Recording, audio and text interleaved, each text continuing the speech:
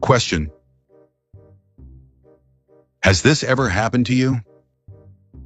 You walk into the forest, drop your favorite golden ball into a creepy ancient well.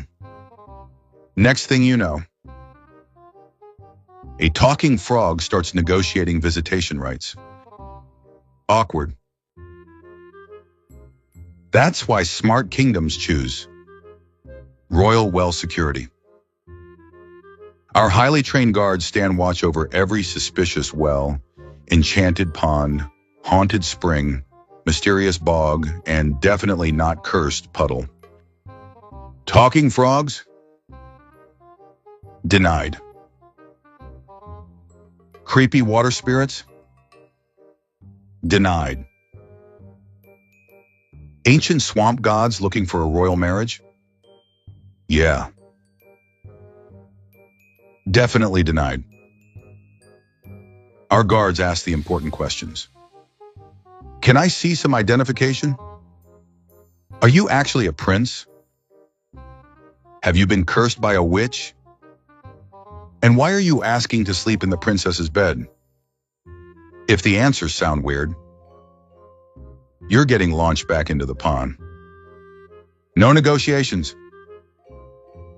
No magical bargains. No amphibian sleepovers. Royal well security. Protecting kingdoms from questionable life choices since, well, probably the Bronze Age. Disclaimer. Royal well security is not responsible for curses, enchanted royalty, angry witches, magical transformations, broken promises, fairy godmothers, mysterious wells, shape-shifting deities, talking amphibians, swamp monsters, dragons, water spirits, or your father making you honor a deal you absolutely should not have made in the first place. If your frog becomes a prince after impact, congratulations. You accidentally solved the problem. Royal well security. Because sometimes the real fairy tale is having decent security.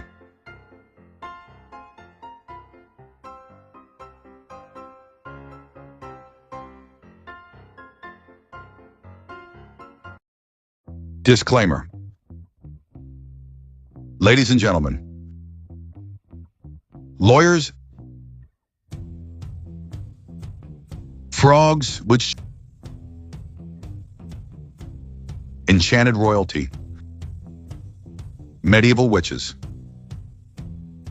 and that one guy who's about to leave a comment saying, actually, welcome to another Pizzaverse documentary. This documentary explores mythology, folklore, archaeology, comparative religion, history, and the theories of scholars who spend their lives digging through very old stories so the rest of us don't have to. We're not saying frogs are secretly cursed princes. We're not suggesting you throw amphibians against drywall to test the theory. Please don't do that. We're also not claiming every well is a portal to the underworld. Although, if one starts talking back, maybe back away slowly. As always, separate documented history from mythology, scholarly interpretation from speculation, and Disney from, well, the Brothers Grimm. Now let's ruin another childhood. The Frog Prince, the fairy tale. Everyone got wrong. A Pizzaverse Studios documentary. A Palermo Productions original. Written by Bambi Palermo. Narrated by Vincent Di Prio. Every fairy tale leaves something behind. Not because the storytellers forgot. Because somebody chose to remove it. Over the centuries, uncomfortable ideas became children's stories. Sacred rituals became bedtime tales. Gods became talking animals. Violence became romance. And one of the oldest myths in Europe became the Frog Prince. Today we're going beneath the surface. Not to prove the fairy tale happened, but to discover why so many ancient cultures kept telling the same impossible story. Because once you start following the frog, you may never look at fairy tales the same way again. The fairy tale everyone thinks they know. A golden ball. A dark, silent well. And a talking frog who asks for more than he should. Not riches. Not power. But a place at your table. Even in your bed. Most people call it a fairy tale. A harmless little story about keeping promises and looking beyond appearances. A princess. A frog. A magical kiss. A prince. Happily ever after. Simple. Comforting. And almost entirely wrong. Because the version most of us grew up with isn't the original story. It's the cleaned-up edition. The rough edges were sanded away. The uncomfortable parts quietly disappeared. The frog became cute. The princess became kinder. And somewhere along the way, someone invented a kiss that never existed. The Brothers Grimm never wrote about a magical kiss. In their version, the spell is broken by anger, by violence, by a promise that neither side truly understands. That alone should make us stop and ask a question. Why would one of Europe's oldest fairy tales begin with a frightened young woman, a mysterious creature emerging from a sacred well, and a demand that sounds less like romance and more like an ancient bargain? Because fairy tales rarely begin where we think they do. Long before Disney. Long before the Brothers Grimm. Long before medieval storytellers gathered around winter fires. People were already telling stories about strange beings rising from deep waters. About sacred promises. About humans crossing paths with something that wasn't quite human. And those stories weren't meant to entertain children. They explained the world.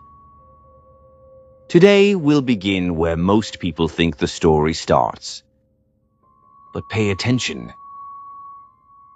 Because hidden inside this familiar tale are clues to something much older. Something stranger. Something that may have survived thousands of years, disguised as nothing more than a children's bedtime story. This is the story almost everyone remembers. The original story the Grimms told.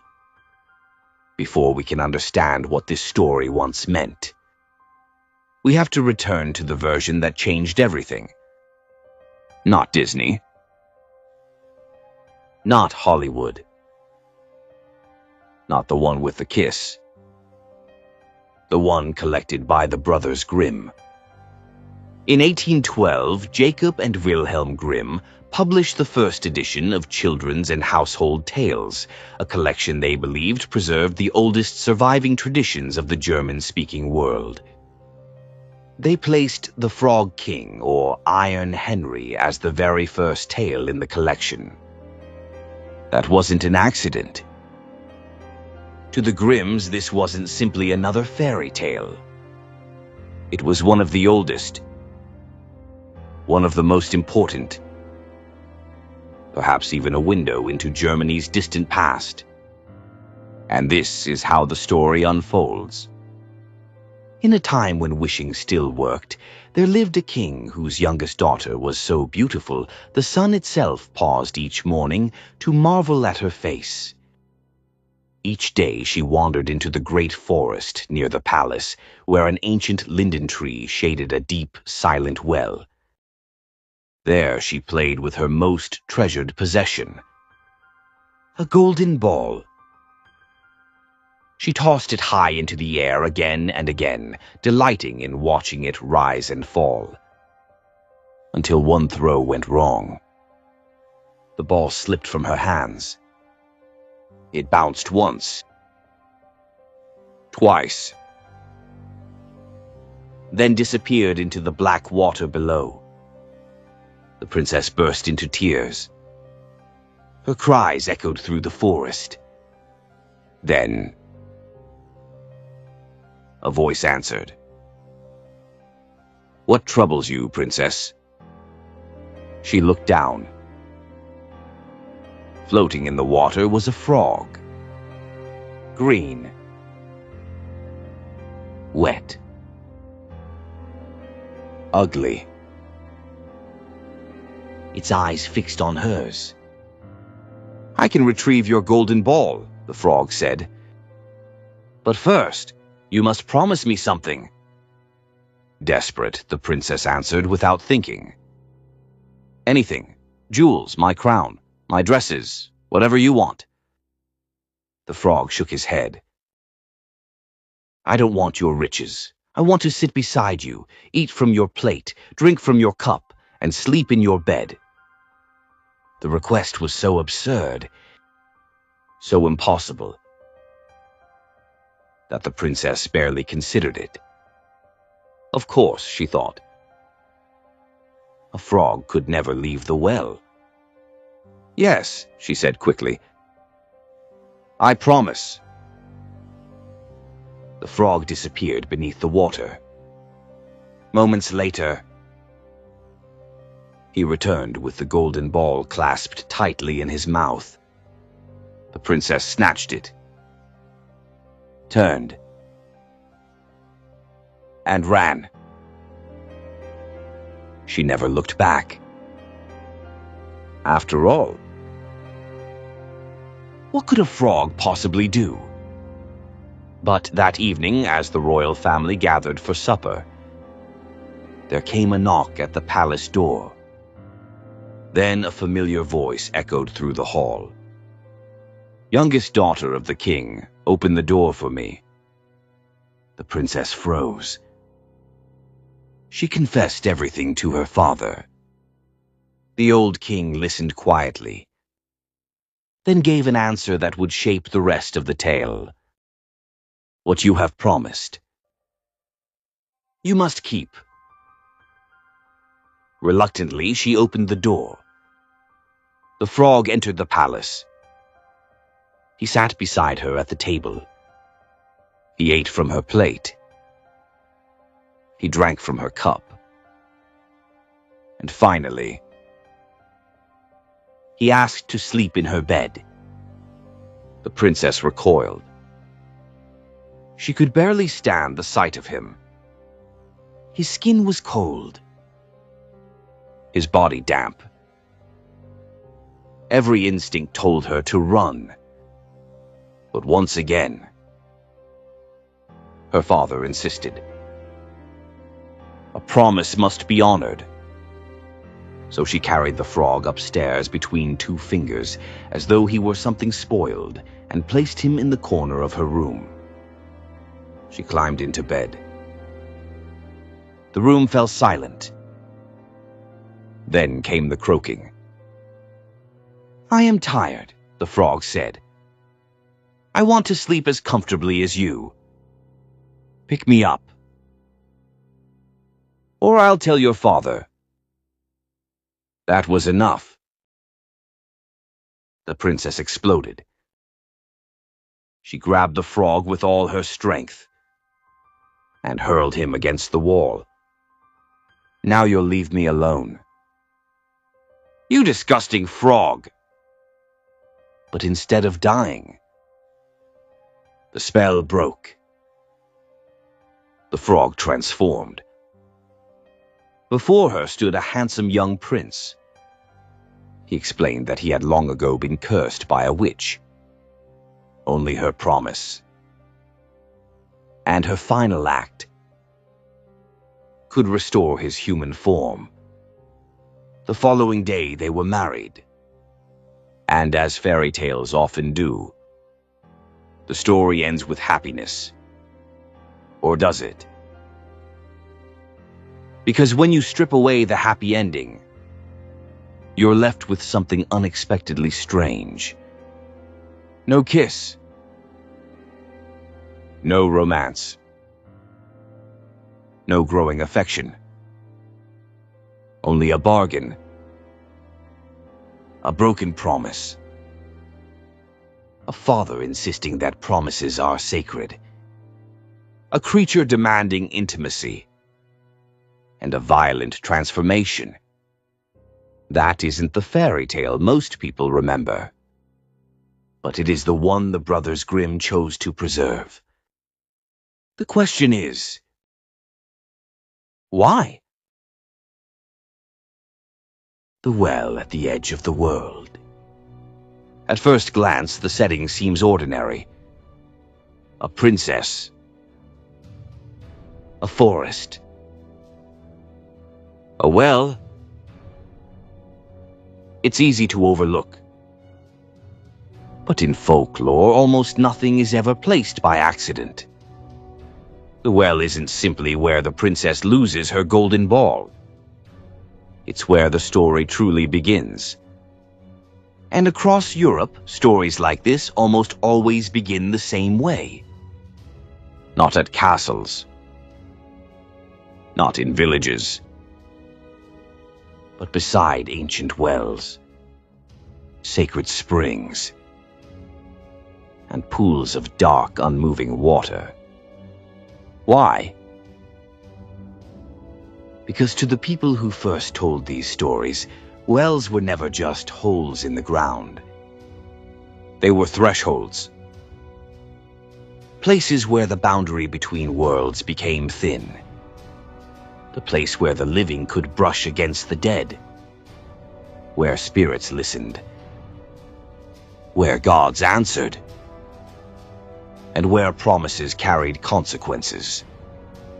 Many ancient cultures believed the entrance to the other world lay beneath the surface of still water.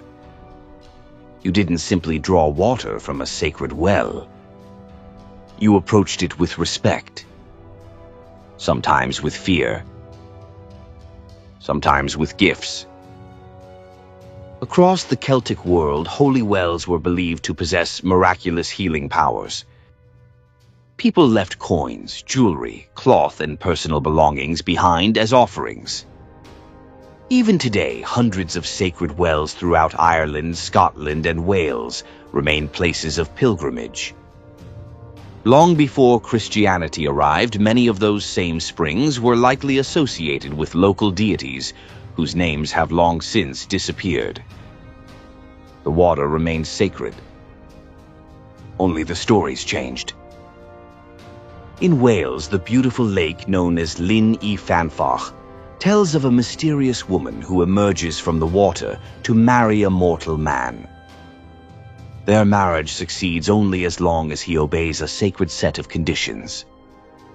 When he breaks them, she returns forever beneath the lake. Again. A marriage. A supernatural being. A sacred bargain.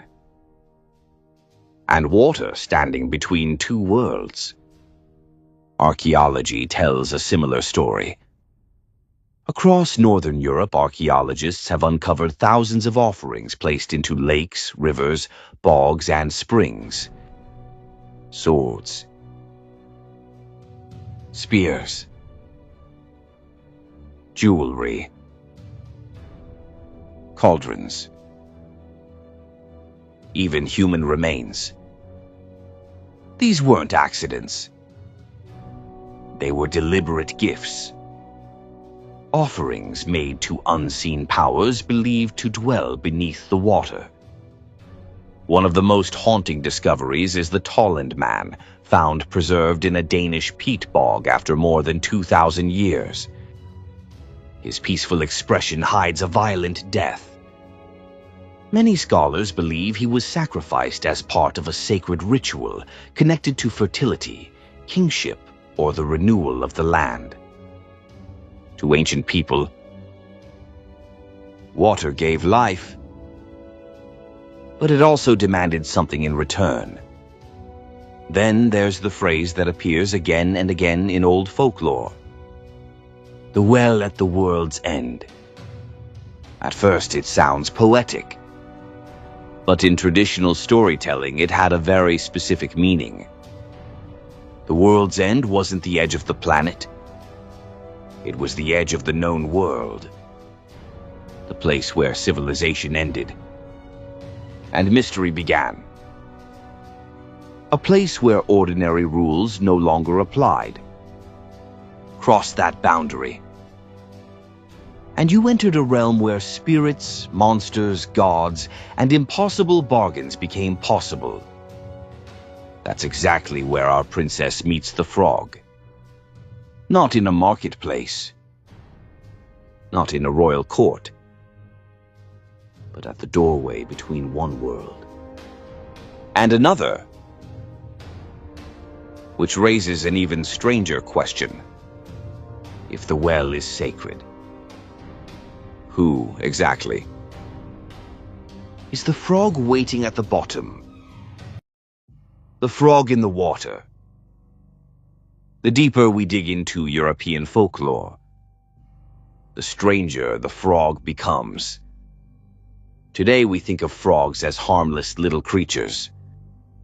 Slimy. Loud. Occasionally annoying.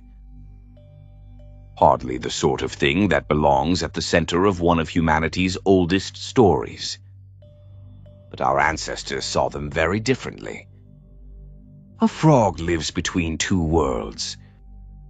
It begins its life entirely in water, then transforms, growing legs,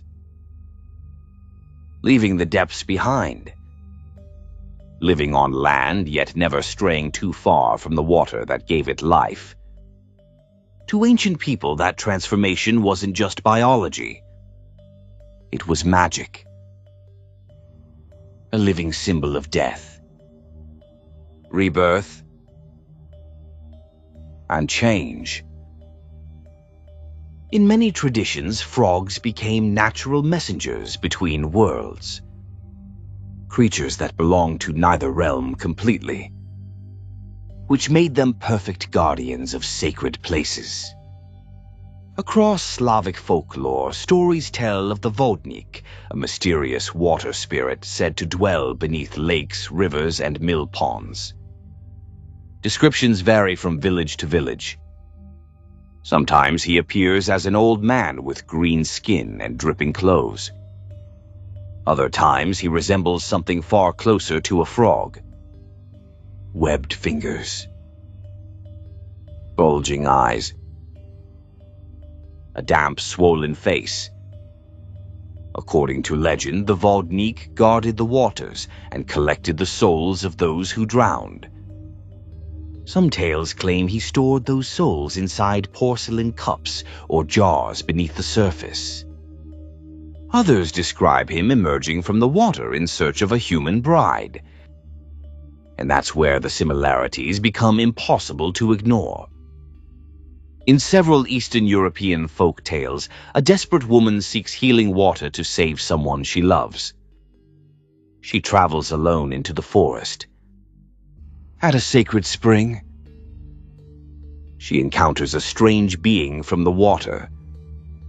He agrees to help, but only if she promises herself to him.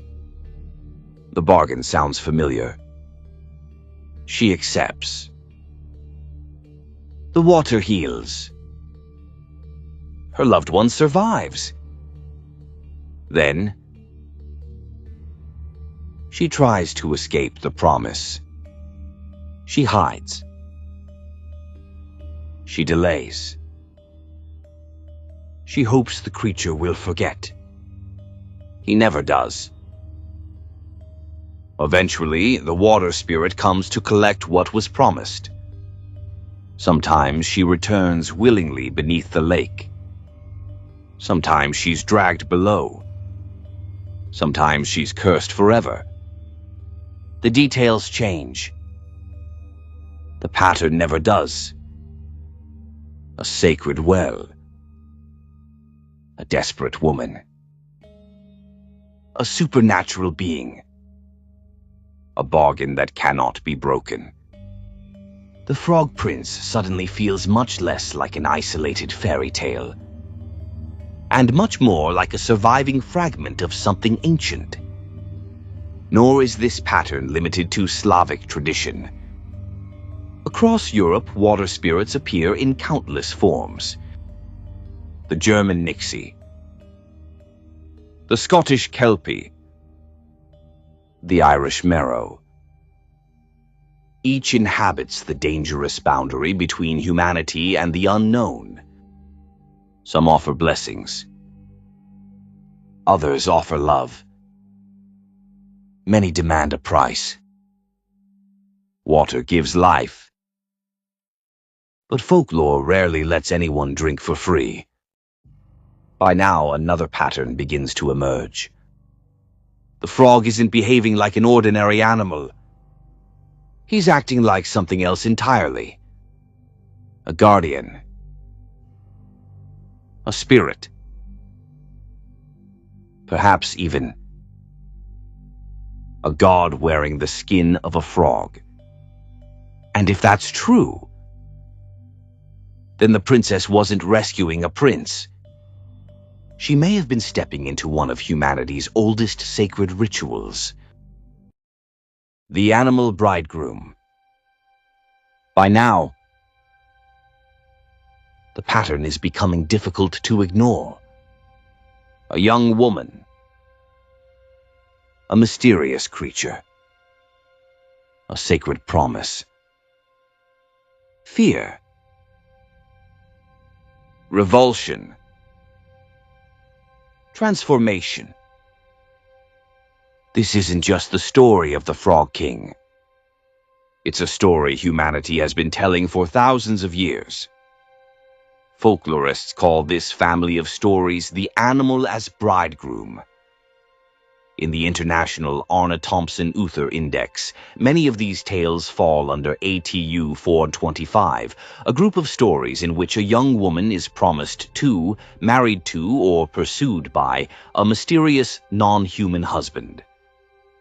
While the Frog King has its own classification, many scholars recognize that it shares the same ancient structure. The details change. The pattern does not. A beast arrives. A promise is made. The bride recoils. The creature is transformed. We see it in Beauty and the Beast, in East of the Sun and West of the Moon, in the Snake Prince of India, in the White Bear King Valamon of Norway, and in dozens of lesser-known stories scattered across Europe, the Middle East, and Asia. Each tells a slightly different version of the same impossible tale. Why? Because they may all descend from a much older story, one so ancient that no one remembers where it began. Even mythology follows this same pattern. In Greek myth, Zeus repeatedly takes animal form when approaching mortal women. He becomes a swan to seduce Leda, a magnificent white bull to carry Europa across the sea, an eagle, a shower of gold. The divine doesn't always appear as divine. Sometimes it hides beneath another form. In Hindu tradition, the Nagas, powerful serpent beings who dwell beneath rivers and lakes, often take human spouses. These unions produce heroes, kings, and dynasties.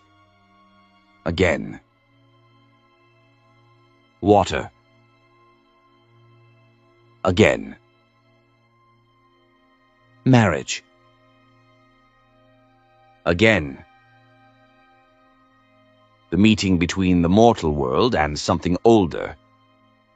Even in Celtic mythology, supernatural husbands and wives emerge from lakes, forests, and sacred hills. The boundary between human and other is crossed, and the world changes because of it. For generations, scholars wondered whether these similarities were coincidence, or evidence that all these stories shared a common ancestor. Then, in 2016, researchers at the University of Lisbon applied an unexpected tool to the question. Instead of archaeology, they borrowed a technique from evolutionary biology. Using phylogenetic analysis, the same method scientists use to trace the evolution of species, they compared hundreds of folk tales across cultures to reconstruct their family trees.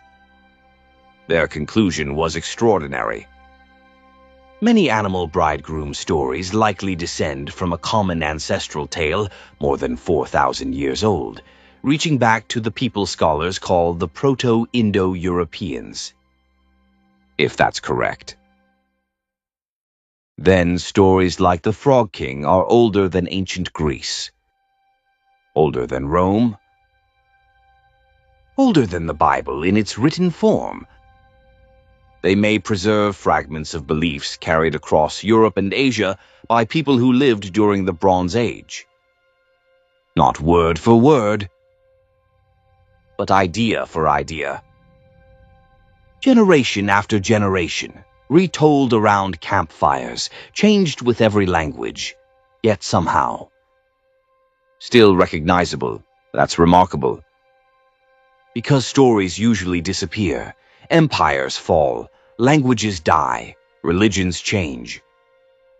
But every once in a while, a story survives, hidden inside a fairy tale, waiting for someone to notice. And if these tales truly preserve memories from humanity's distant past, then the next question becomes unavoidable. Who or what were these animal bridegrooms supposed to be? When gods wore animal skins, if the animal bridegroom is older than history itself, then perhaps he was never meant to be understood as an animal. Perhaps he was always a god.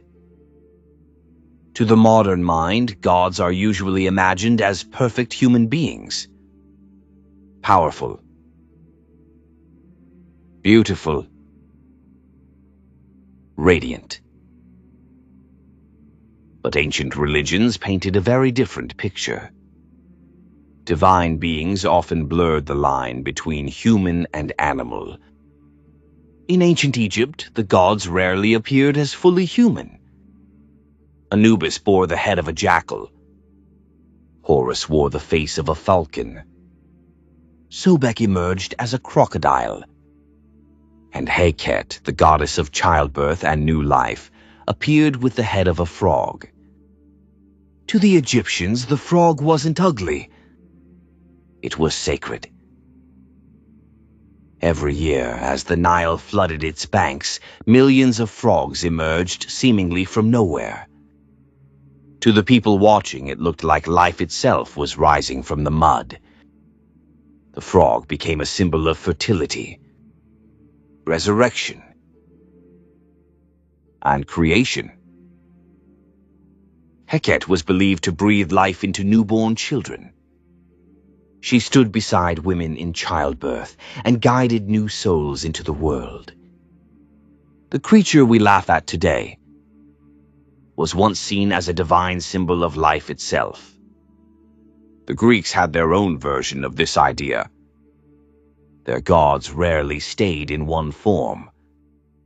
Zeus transformed into a swan to approach Leda, a white bull to carry Europa across the sea, even an eagle and a shower of gold. The lesson wasn't simply that the gods could change shape. It was that divinity often arrived wearing a disguise. You weren't supposed to recognize the god immediately.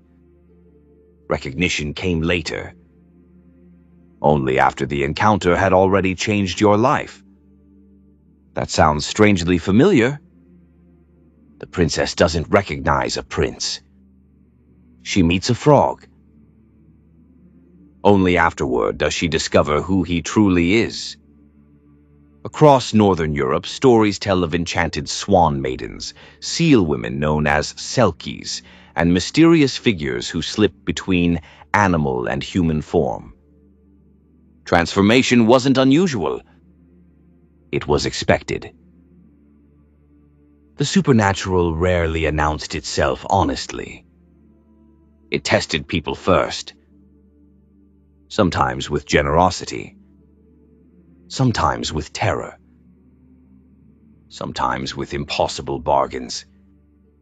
Even the followers of the gods embraced this blurred boundary.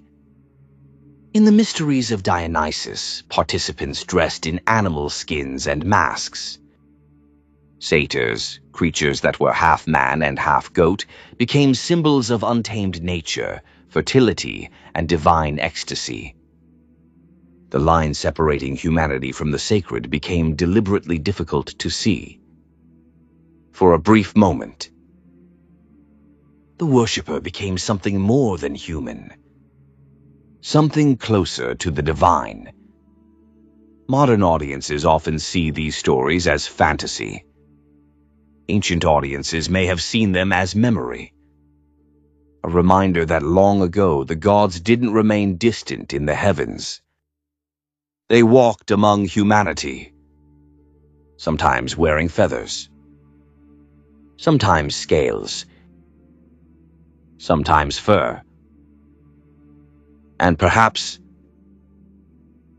sometimes the skin of a frog. If that's true, then the princess wasn't simply keeping a promise. She may have been standing face to face with something her ancestors once believed was divine. But if ancient people believed gods could take animal form, why did so many cultures also believe humans could marry them? That answer leads us into one of the oldest and strangest ideas ever recorded: the sacred marriage between humanity and the other. Marriage to the other. If the Frog Prince preserves the memory of an ancient sacred encounter, then the strange request suddenly makes much more sense. The frog never asks for gold. He never asks for a kingdom. He never demands power. Instead, he asks for intimacy, a place beside the princess, food from her plate, drink from her cup, a place in her bed. To modern readers, it feels unsettling, even disturbing. But to ancient people, sharing food and sharing a bed carried enormous symbolic weight. These weren't casual acts. They created bonds. They established kinship. They sealed agreements that words alone could not. Throughout the ancient world, marriage was often understood as more than a contract between two people. It joined families, communities, sometimes even the human world with the divine. Anthropologists have long noted that many early cultures preserved stories in which a supernatural being takes a mortal spouse. These unions rarely begin with romance. They begin with obligation, a bargain, a vow, or an impossible choice. The human partner usually hesitates. Sometimes they resist. Sometimes they flee. But eventually the promise must be fulfilled. That pattern appears again and again across mythology. In Hindu tradition, the Naga princes, divine serpent beings who dwell beneath rivers and lakes, marry mortal women. The marriages often produce royal bloodlines or legendary heroes, linking earthly rulers to supernatural ancestry. In Celtic folklore, mysterious women emerge from sacred lakes to marry human men, but only under strict conditions. When those conditions are broken, they return forever to the other world, taking their blessings with them. In Greek mythology, gods regularly form unions with mortals. Sometimes willingly, sometimes not. From those encounters come kings, heroes, and entire civilizations. The message is remarkably consistent. The boundary between human and divine isn't closed. It can be crossed. But crossing it always comes with consequences. Some scholars believe these stories preserve echoes of what is known as the Hieros Gamos, or sacred marriage. In parts of the ancient Near East, kings symbolically united with a high priestess representing the goddess. The ritual wasn't simply about two individuals. It represented the marriage of heaven and earth, order and chaos, humanity and the divine. The fertility of the land itself depended upon that sacred union. Whether every culture practiced such rituals remains debated, but the symbolism appears across an astonishing number of traditions.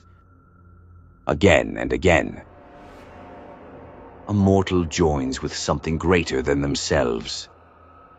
And afterward, the world changes. Perhaps that's why the frog insists on sharing the princess's table before sharing her bed. Each step draws him closer, not simply into the palace, but into her world. The meal creates fellowship. The shared cup creates trust. The bed completes the covenant. Only then can transformation occur. It's a sequence that would have felt deeply meaningful to ancient audiences. Yet something else keeps appearing in these stories. The marriage isn't the end. It's only the beginning. Because once humanity joins with the other, something entirely new is born. And according to many ancient traditions, that something was us. The first ancestors were not entirely human. Once you begin looking for these stories, you find them everywhere. Not just in Europe, not just in fairy tales, but in the oldest origin myths on Earth. Again and again, cultures tell the same extraordinary story. The first humans, or the founders of a people, were born from a union between humanity and something more than human. To modern ears, it sounds impossible. To ancient societies, it explained who they were. Among many indigenous cultures across North America, Siberia, Africa, and parts of Asia, clans traced their ancestry to powerful animals. A bear, a wolf, a raven, a snake, a crane. These weren't mascots. They were ancestors. These sacred relationships are often described as totemic traditions, in which a clan believed it shared a special bond and sometimes a common origin with a particular animal. The animal was more than a symbol. It was family. It was protector. It was the beginning of the people themselves. In Arctic traditions, stories tell of a woman who marries a bear. She learns the ways of the forest, lives among the animals, and gives birth to children who carry the strengths of both worlds. Whether told as history, legend, or sacred teaching, the message remains remarkably consistent. Humanity did not rise alone. It was changed through its encounter with the other. Elsewhere, serpent ancestors appear again and again. In Australia, the rainbow serpent shapes rivers and landscapes while giving life to the world. In parts of Africa, sacred pythons are honored as ancestral beings. Across Asia, dragon and serpent ancestors become the founders of kingdoms. Different cultures, different creatures, the same underlying pattern. Something ancient, something powerful, something not entirely human. And then, there's one of the most mysterious passages in the Bible. Genesis tells us, "The sons of God saw that the daughters of men were beautiful, and they took them as wives. From these unions came the Nephilim, figures described as mighty men of old, renowned in ancient tradition." For thousands of years, scholars and theologians have debated what this passage means. Were the sons of God angels? Powerful rulers? Heavenly beings? The text doesn't give us a clear answer. What it does preserve is another version of the same ancient pattern. The divine male, the mortal woman. A union that produces something extraordinary. Whether interpreted literally, symbolically, or theologically, the story reflects a motif that appears in cultures across the world. Perhaps that is why these myths endured. They offered answers to questions every civilization eventually asked. Where did we come from? Why are humans different from every other creature? How did we learn language? Art. Fire. Music. Law. For many ancient peoples, the answer wasn't evolution. It wasn't science. It was encounter. We became who we are because we crossed paths with something greater than ourselves. Something wild. Something sacred. Something that forever blurred the line between the human world and the unknown. If that's the case, then stories like The Frog Prince may preserve far more than a simple lesson about keeping promises. They may carry the fading memory of a time when people believed the gods still walked among them, hidden beneath animal skins. But one final mystery remains. If this sacred union was meant to bring life, why do so many of these stories end with death? Why must the beast be struck, thrown, or sacrificed before the transformation is complete? Why the frog had to die? For modern audiences, the ending of The Frog King can feel shocking. The princess doesn't kiss the frog. She doesn't slowly learn to love him. She doesn't embrace him with compassion. She loses her temper. She grabs him. And in the oldest Grimm version, she hurls him against the wall with all her strength. In other versions of the story, the ending is even harsher.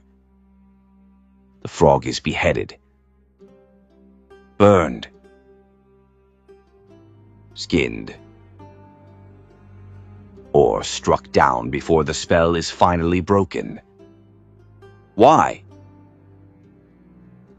Because to ancient people, transformation was rarely gentle. Across mythology, death and rebirth are inseparable. Something old must end before something new can begin.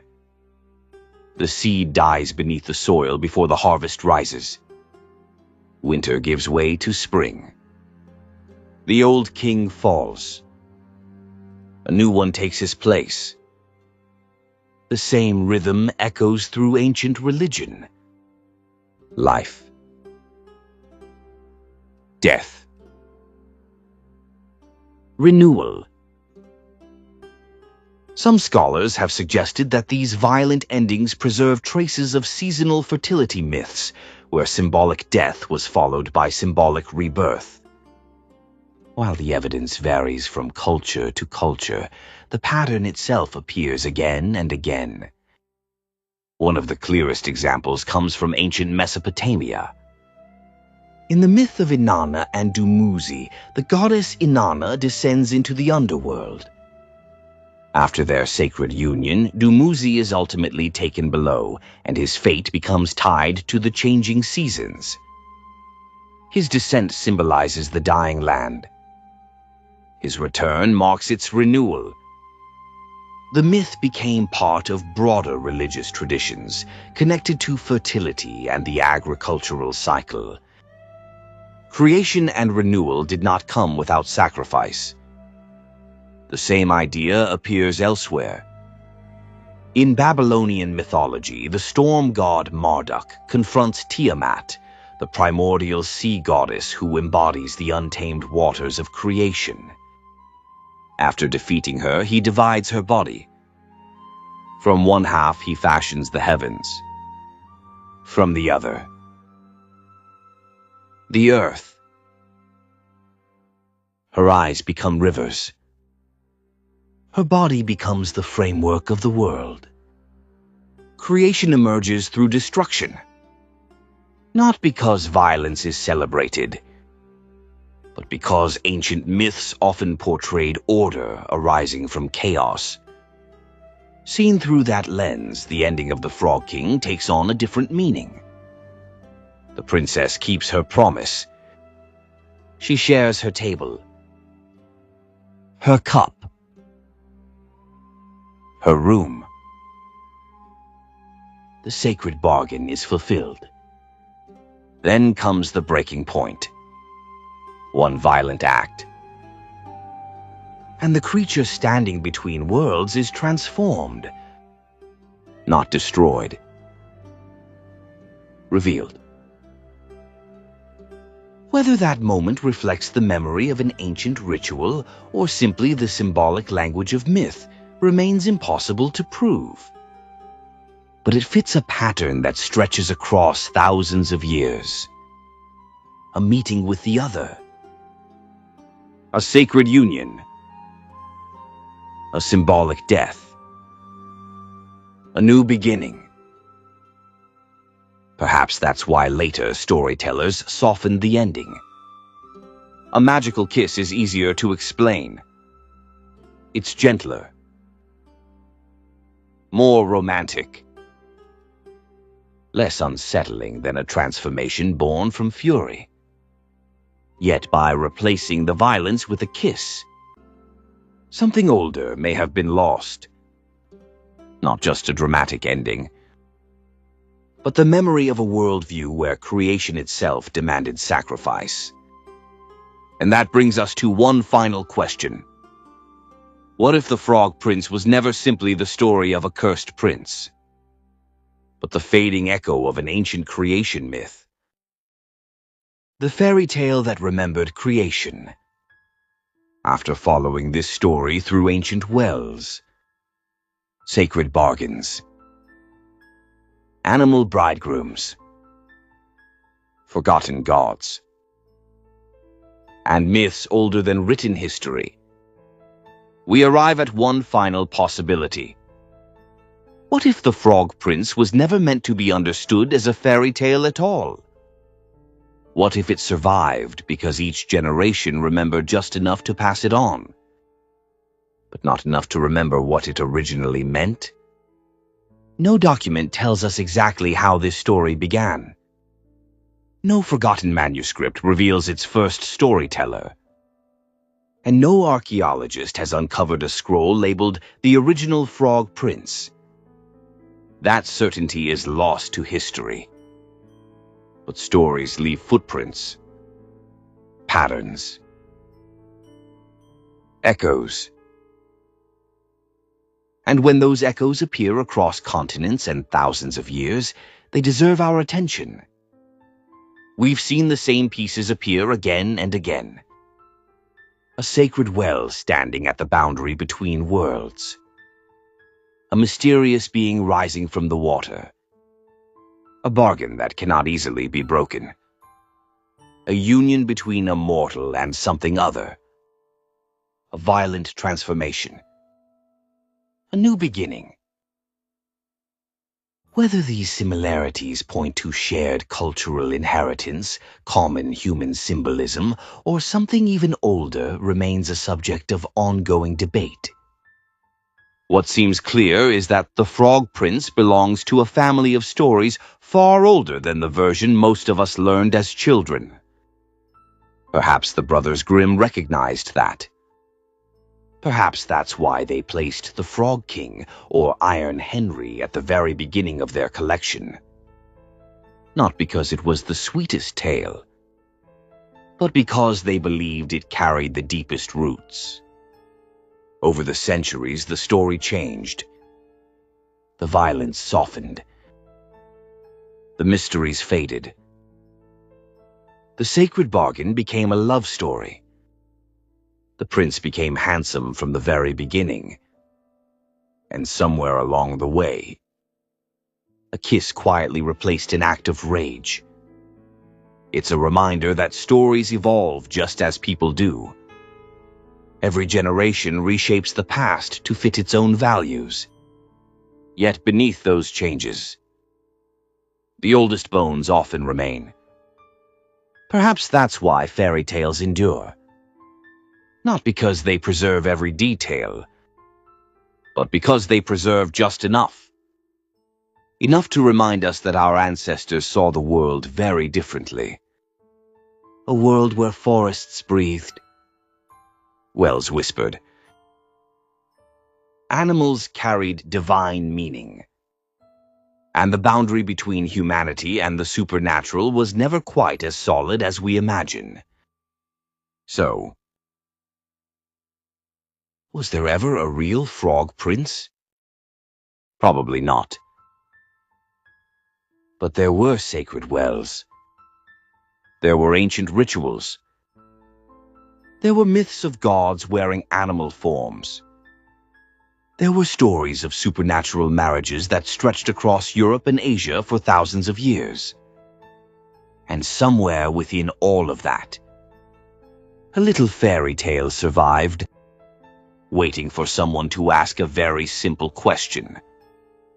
What if we've been reading it all wrong? Maybe that's the real magic of folklore. Not that it tells us exactly what happened, but that it preserves the questions our ancestors thought were worth asking, and perhaps those questions are far older than civilization itself. My thoughts. So, was the Frog Prince ever about a prince? Or was the prince simply the last thing left after thousands of years of retelling? We'll probably never know.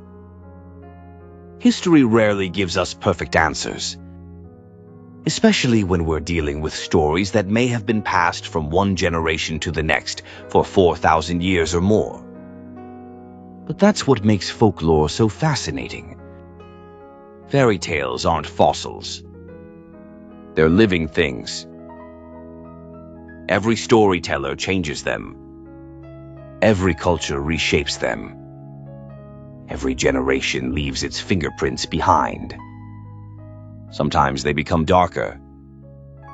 Sometimes they become gentler. Sometimes they become Disney movies. And sometimes, if you dig deeply enough, you find the bones of something astonishing. A forgotten ritual. An ancient belief. A glimpse into how our ancestors understood life, death, creation, and the mysterious forces they believed surrounded them. Whether the Frog Prince remembers an ancient sacred marriage, echoes Bronze Age mythology, or simply reflects universal human symbolism, one thing is certain. It is far older, far stranger, and far more profound than most of us were ever led to believe. The next time someone tells you fairy tales are just stories, remember the frog waiting patiently at the bottom of the well.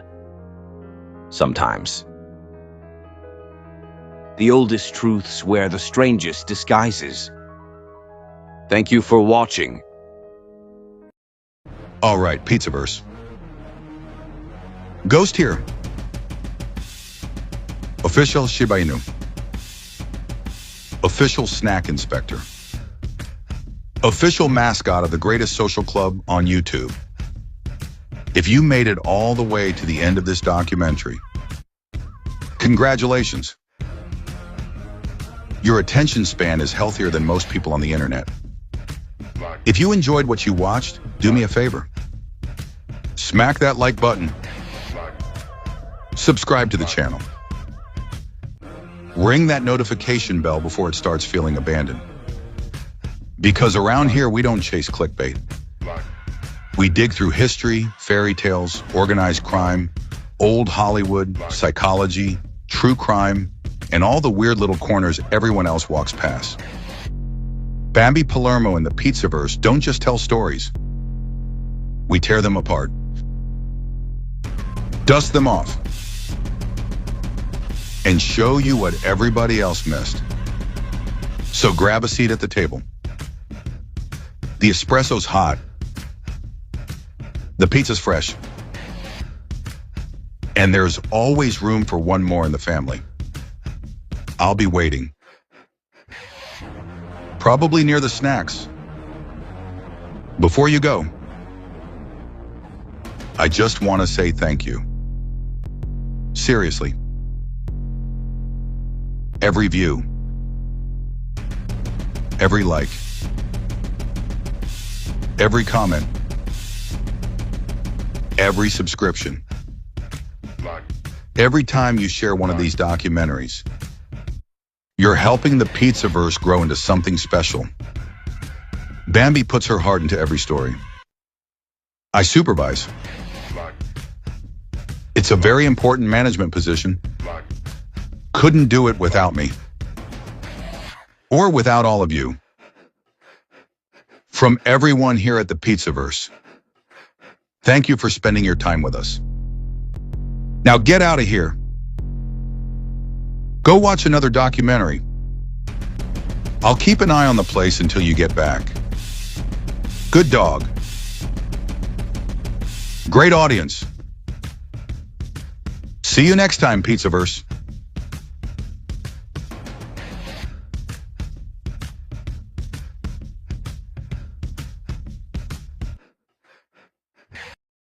Every fairy tale begins with a single page, and every legend leaves behind a taste. Before the castles, before the princesses, before the happily ever after, there were stories whispered around firelight. Stories of wolves, witches, kings, queens, magic, and survival. What now? Those legends have been transformed into something you can actually hold in your hands. Introducing Once Upon a Fudge, a collection unlike anything you've ever seen, inspired by the world's greatest fairy tales, crafted with premium ingredients, wrapped like ancient manuscripts, and sealed as though they belonged inside a forgotten royal library, taste the forbidden sweetness of Snow White's poison apple, the golden decadence of Rapunzel's golden tower, the romance of Beauty and the Beast, the magic of Cinderella at midnight, the temptation of Hansel and Gretel's witch house, the courage of Little Red Riding Hood, the mystery beneath the sea with The Little Mermaid, the dreamlike elegance of Sleeping Beauty, the royal treasure of The Frog Prince, the sparkle of Fairy Godmother, the riches hidden inside Rumpelstiltskin's gold, and the bold darkness of The Big Bad Wolf. Every box opens like an ancient storybook. Every wrapper reveals another forgotten legend. Every bite uncovers another chapter. Because this isn't just dessert. It's a collection. It's an experience. It's a library. You can eat. Once Upon a Fudge. From Bambi's Sugar Syndicate. Every legend has a past. Every bite tells a story. Open the box. Uncover the legend. Taste the fairy tale.